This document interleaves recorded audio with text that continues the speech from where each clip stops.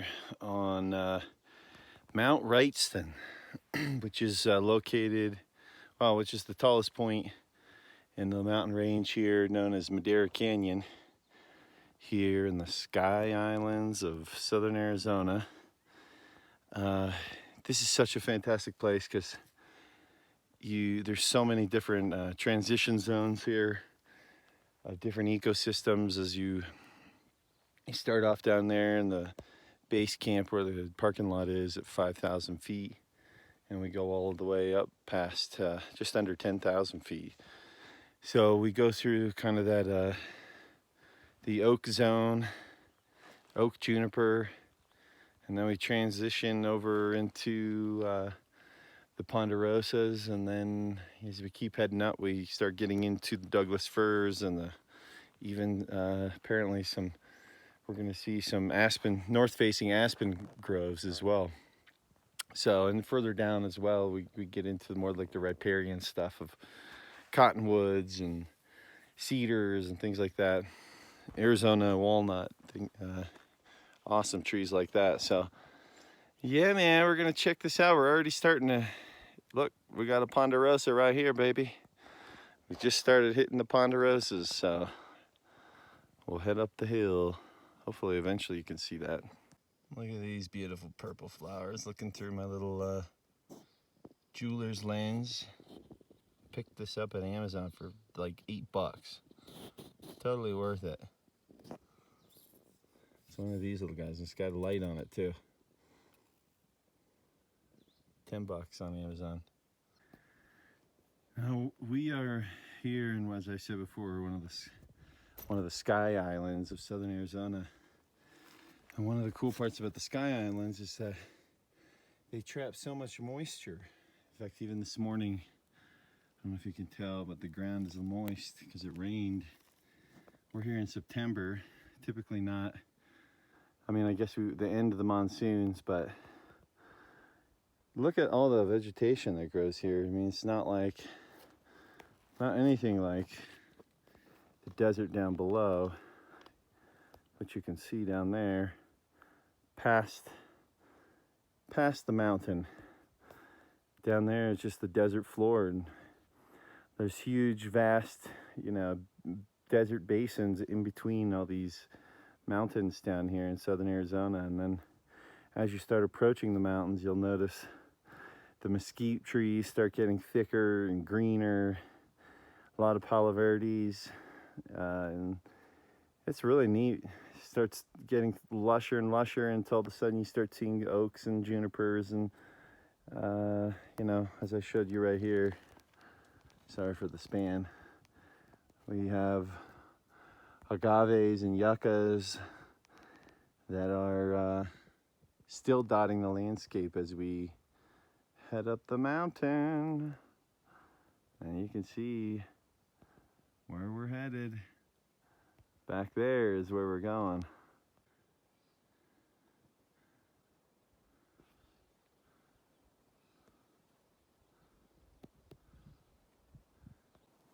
Check out this Arizona Madrone.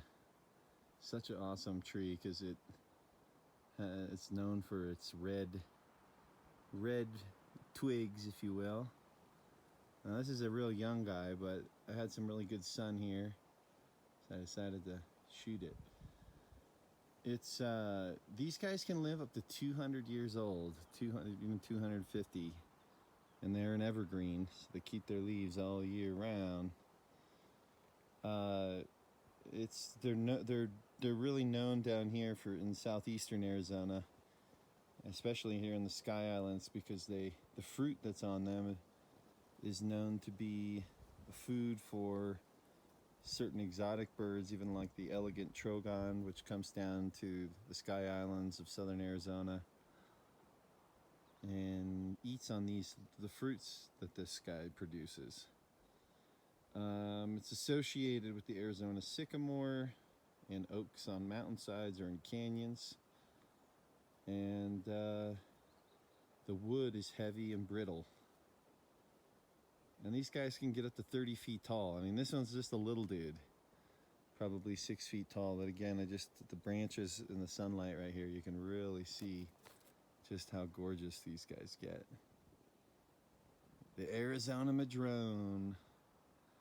Check them out at your local forest. And here we have an adult Arizona Madrone. This guy goes about 25 feet, maybe 20. But a nice specimen. You can see that trunk has quite a caliber to it. It's a smaller tree, but it's a special one because you see those famous red branch tips, and you can't see too well from this angle, but when you're here in person, they're very noticeable. Kind of have a little bit of an orangey bark too, is a good way to see them. Arizona has many beautiful pine tree varieties, but none stands above them all like the ponderosa-pine, the crowning jewel pine of the state of Arizona. Just so amazing to see these. Not even that far, right through those trees right there. That's all desert flora right there. So just to think how close these are to such a different, unique world, man. It's like two different universes right on top of each other. Gotta love elevation change in the western United States. Now you can really see how much water comes through this mountain range. Look at all this grass right here. And there's just green grasses all up and down the hillsides here. We're talking, it's September 9th right now. And this is why there's such a high density of wildlife here. I mean, these grasses are bringing in deer, and when you have deer, you now have a system that can support predators. And this is home to bears, mountain lions, and even our quintessential predator of our state is the Central American jaguar that makes its home in mountains like this. And they have had jaguar sightings here in Madera Canyon, mt-wrightson. This is where it starts, man. Water, soil, seed, and bam, you got life.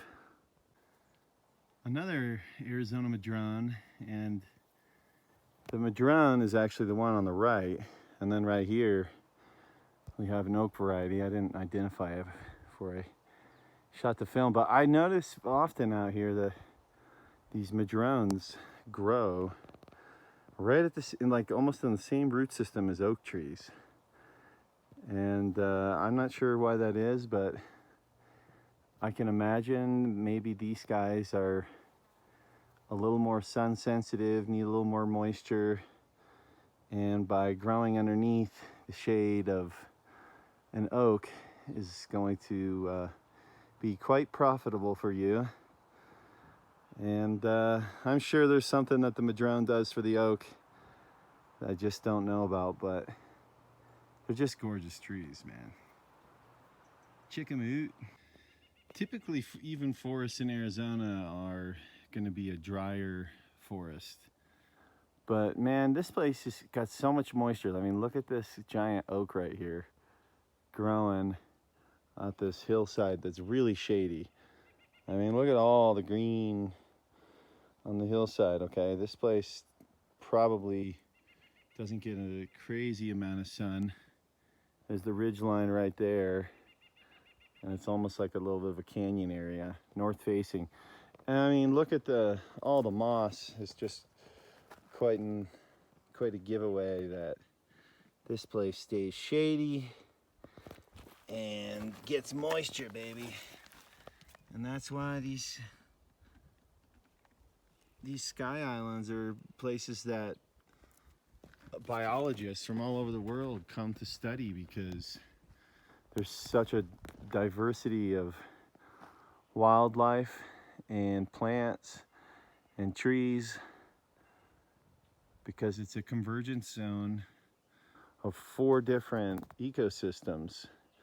The Chihuahuan Desert from the east, the Sonoran Desert from the west, the Sierra Madre mountain range from the south, and the Greater Rocky Mountain Range from the north. And this place is just popping with plant diversity. I mean, you will find way more different, like way more variety in these Sky Islands of southern Arizona than you will even in the, you know, the Mogollon Rim, the Coconino Forest, Tonto Forest. This place is pretty spectacular, man. I'll tell you what, if you ever study any of the work that Jeff Lawton, permaculture extraordinaire and personal hero, any of the work that he's done, he'll, you know, one of the things that just he drives home over and over again is that ecosystems that have a greater number of diversity of plants and animals are the healthiest ecosystems on Earth, and they're the strongest ecosystems on Earth. So diversity is key. Check out these flowers growing up this hillside. And unfortunately, I don't know the name of this flower. Look at that. Part of the reason I'm doing this whole channel to begin with is to learn myself, because honestly, I'm just a freaking student trying to share with people what I'm learning, because it's telling like a big picture and I don't even know the answer, what it's really telling. I mean, putting together the pieces to how the natural world works is, I think, a pretty worthy endeavor, since we're kind of in the middle of it. Just beautiful, man. See, I've been in landscaping all my life here in the greater Phoenix area, and you know, we get paid to get them, fire up them leaf blowers and pick up every single leaf, make it look perfectly clean, and yet we're denying the plants and trees in our yard a quintessential part of their life cycle, because that, my friends, creates better soil and becomes food for the very tree that once shed its leaves. So it's called biomimicry, my friends. Look what happens in a forest. Copy and paste, rinse and repeat. We got to change our ways. We got a massive heat island in the city, and one way to do that is to mulch the ground. Well, one way to fix that is to mulch the ground that we have in the desert. We can make it cooler. All that granite, crushed granite, makes it hotter. So again, biomimicry. Follow the trees, my friends. That's real. If there's any message from the Keep Arizona Wild YouTube channel, it's this. Follow the trees. You can see here a great shot of where we are, and we're so close to civilization. You can see it down there, right? Beep, beep, beep. Not even that far away, you know? It's like 25 minutes from here. And you can see why people are really wanting to conserve natural places before expansion kind of steamrolls it all. But you know, I think one way to enhance conservationism is for these people that are living down there to get off their booties and come up here. And when you get to experience it on a more regular basis and reconnect with, you know, Mother Gaia and yada yada yada, you you know, you have more of an awareness to help preserve what's here. And Man, I can say, like, I spent most of my 20s sitting on my ass in front of TVs, playing video games, watching movies, instead of getting out into nature, you know. Like, the irony is, like, that's when my body was the most fit and able to hike up and down these mountains, and yet I was such an idiot. My, you know, friends would call me to go to some national park and I'd be like, I'd rather just stay home. I wish I would have taken advantage of that more. Now this is a rare one to find here. We found this Apache pine tree. The Apache pine, man, it's the longest needles of any variety of pine in Arizona. I mean, these guys are massive. Like, they get up to 13 inches long. You can see just how huge that is. I mean, just, you know, this one's almost a foot long. Way bigger than the ponderosa. These guys live 200 to 500 years old, which is a shorter lifespan than the ponderosa. And you can only really find them in southeast Arizona. They're beautiful, man. And when these needles are just a trip, how big they are. Mainly found in narrow swath down in the mountains into western Mexico. Well adapted to wildfires. They often grow in association with Arizona pine. And the common name refers to the occurrence of the trees on Apache Indian lands. So that's where the name comes from. Pretty awesome, man. These guys are really cool. It's a treat to find them. I've been hiking for a good hour now and we're still seeing yuccas and agaves. It must be at least 6,000. I have to check what their range is, but dang, man, that's a hardy plant. The rock faces up here are super impressive. I mean, look at these, like, mountain meadowy grass, cliff sides. I don't know, I think this might be rhyolite, but I could be wrong.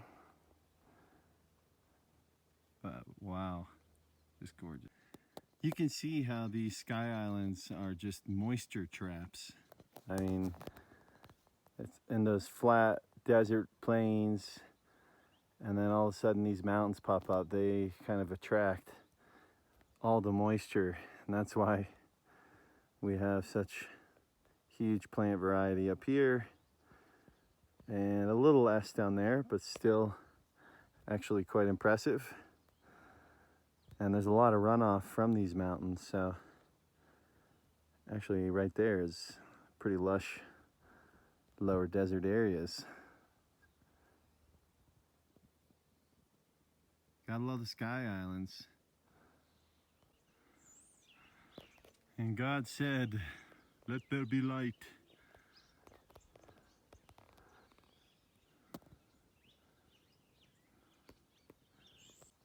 One of my favorite parts of any forest in Arizona are these areas where the understory is dominated by these ferns. And they're just, again, super lush. It's always a good sign that there's a lot of moisture in that area if you start seeing these guys. And most of the mountains of Arizona are littered with areas like this. High moisture hillsides that oftentimes have a lot of shade, although right here, not so much. They can handle the sun.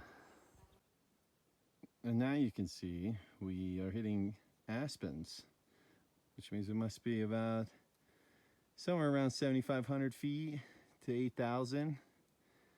I think is usually about the range when they start popping up. Oh, look at this guy, man. Literally growing laterally out of the side of the mountain. You gotta love it, man. The world famous quaking aspen. Again, just check these clouds out, getting trapped up here. And again, always bringing moisture, even if it's not through rain, through sun protection, and just holding the moisture on this mountain. It's beautiful. It almost feels like we're gonna run into mountain gorillas or something. It's like a jungle up here. After running into the fresh bear pile back there. It's like anything could be around the corner.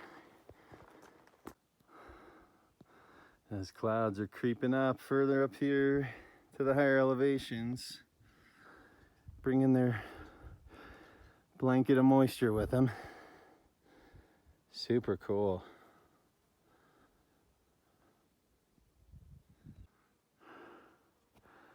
It looks like smoke's blowing through here, but look at that fog just rolling up the mountain.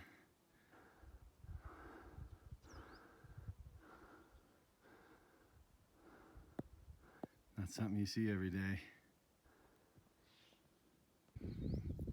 All right, we're up here at the saddle of the mountain, and we're only 0.9 miles from mt-wrightson. I always say it wrong. It's just up here. And mt-wrightson's named after some mining guy. I can't remember exactly what he was, but somebody associated with mining, which is, the irony of that is not lost on me, considering, you know, that guy's profession was destroying mountains, not protecting them. So maybe we should go back to the Native American name of what mt-wrightson is. Probably should do that for a lot of stuff. Hey little dude, what's up, man? What is up? Got some beautiful stripes. Gosh, look at that. Look at this bumblebee going to town, the thistle. Gorgeous colors, the black and the purpled. Wow. Nature. Alright, mate. How you doing? Oh yeah. Posturing. King of the rock. What's up, man? God, you can't see it. I don't know if you can see it on this video, but he's got a green band, like a green-blue band under his neck. That's gorgeous, man. I don't know if you can hear it in this area. There's like bees everywhere. I mean, this is a happy and healthy piece of land.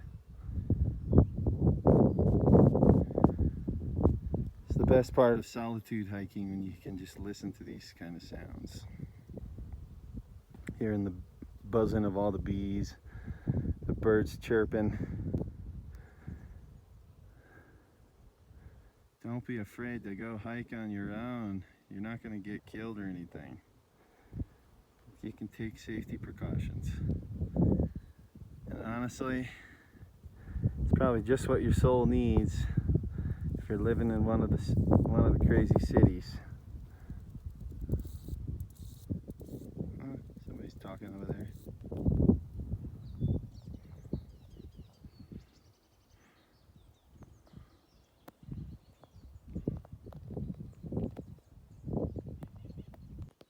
And now, as we reach the top of the mountain, we start running into the old famous douglas-fir, which is real happy at higher elevations. Likes a little more agua than the ponderosa. And they're just one of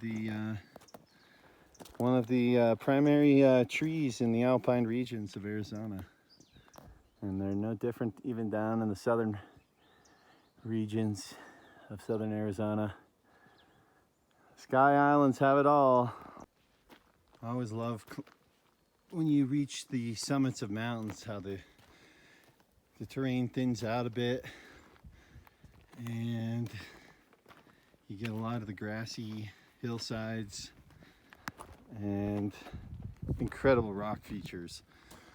And the special plants that grow on them. It's just super cool. Mt-Wrightson.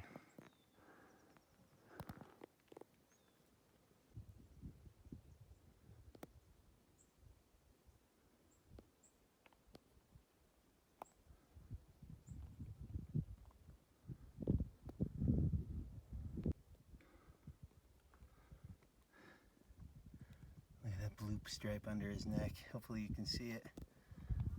This guy's awesome. Predator in his own right.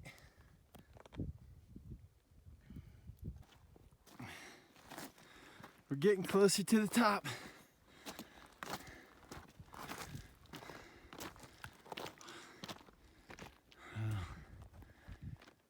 Above the clouds.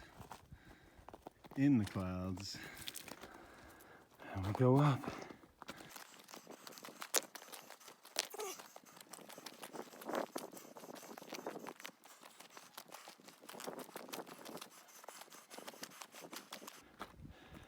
And we've reached the top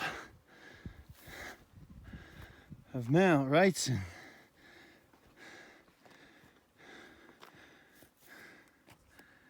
We're here. We did it. Top of the Sky Island.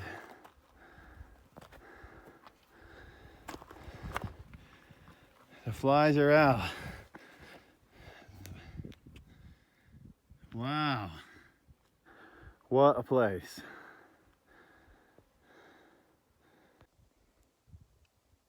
Mt-Wrightson.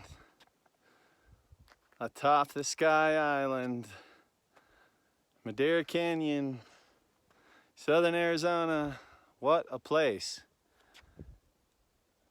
Now, Mt-Wrightson is home to it's the northernmost range of the Central American jaguar, where the Sky Islands of southern Arizona are.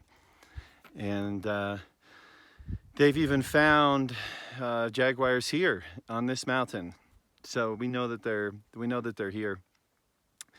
And you know, one of the major concerns that we got going on right now is the border wall that's just going up very quickly, and because it was declared a state of emergency, now has been able to basically waive all the environmental laws that have ever been laid forth. And they can just run through and put the wall up with no concern for the impact on the environment. And listen, I understand the need for border security in terms of this crazy geopolitical world that we're living in. So, you know, I'll say that, but there can be a compromise. There can be a middle ground. There can be, you know, a push for wildlife corridors that can be big areas where animals can pass through, and where we can use some of the surveillance technology that the state is so good at acquiring. And we have the ability to you know, survey huge swaths of land with using technology, and we don't have to have a wall that goes across the entire border and basically creates a seal from Mexico to the United States. And I don't care, you know, what side of the political fence you are on, it's a real impact, you know, and I just don't see why we can't have both. Why we can't have greater border security and also a plan where we leave opportunity for a lot of these mammal species that don't recognize national borders. We can create these areas for them at the same time and benefiting all. I mean, it would be better not to have any wall, but I understand we live in we live in the world we live in.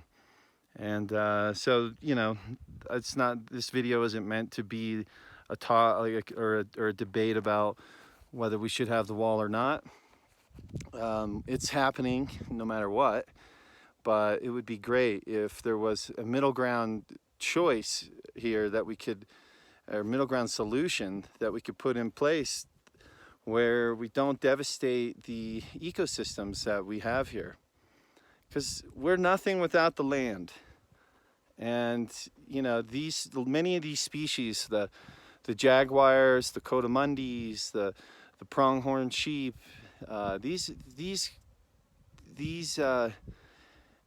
animals depend on connecting with other populations that are south of the border. The Mexican gray wolf is another one who we've seen such a success story here in Arizona with it. And now this border wall really risks creating, you know, an isolated population that could eventually go extinct. You know, it's very important that these animals are being able to tap into a greater genetic pool when it comes to mating, if we want to have healthy wildlife. So, you know, again, I understand everyone thinks the border is this thing that must be taken care of right away, even though it's been a problem that has gone unchecked for decades, and now all of a sudden it's a national emergency. And I just don't see why the heck we can't have a rational discussion and let a true environmental report go into place, and we do this wall over a 3-4 year period so that we can leave these areas open for wildlife, and we can also use the technologies that we have in those areas.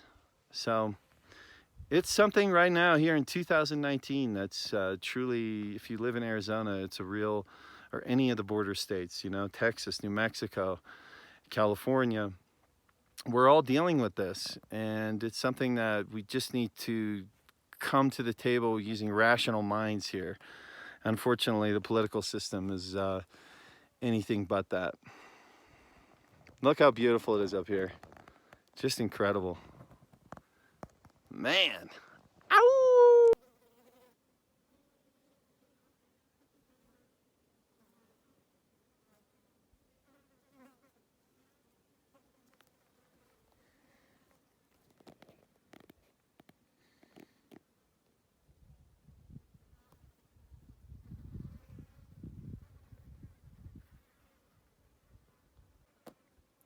Now check this out. We're still here at the top of the mountain. And look at this. We got a ladybug hotel here. Jeez. These ladybugs have just kind of taken over this plant. Crazy. There's tons of them. I've never seen that many ladybugs in my life.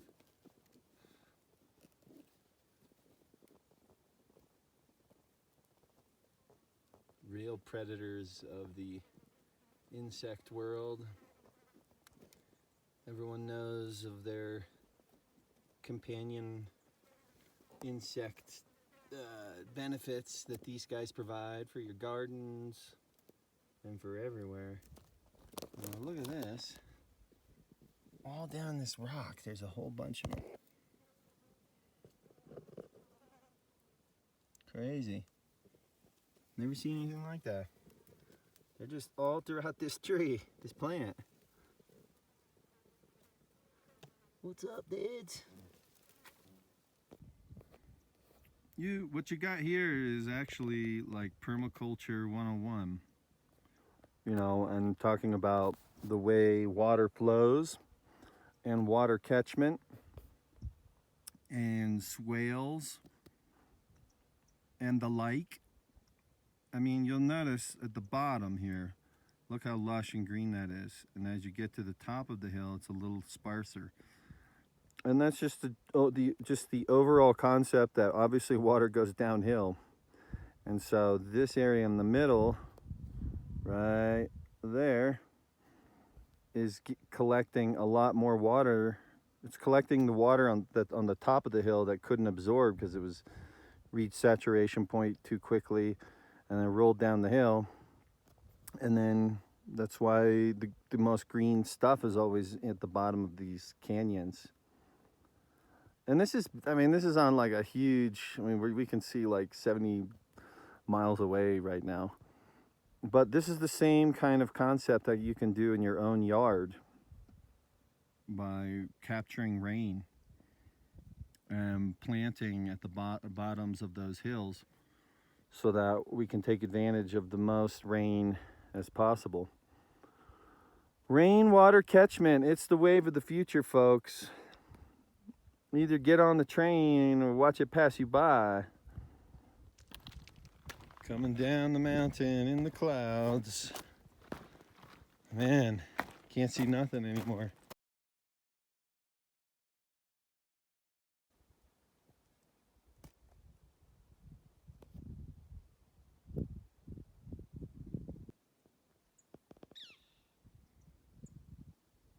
Check out these guys. They got some blue bellies underneath them. This awesome bright red head. Huh. Look who's spying at me on the way down. I think those are mule-deer. Just finished hiking to the top of Mt-Wrightson. Round trip of about 11 miles. My legs are tired.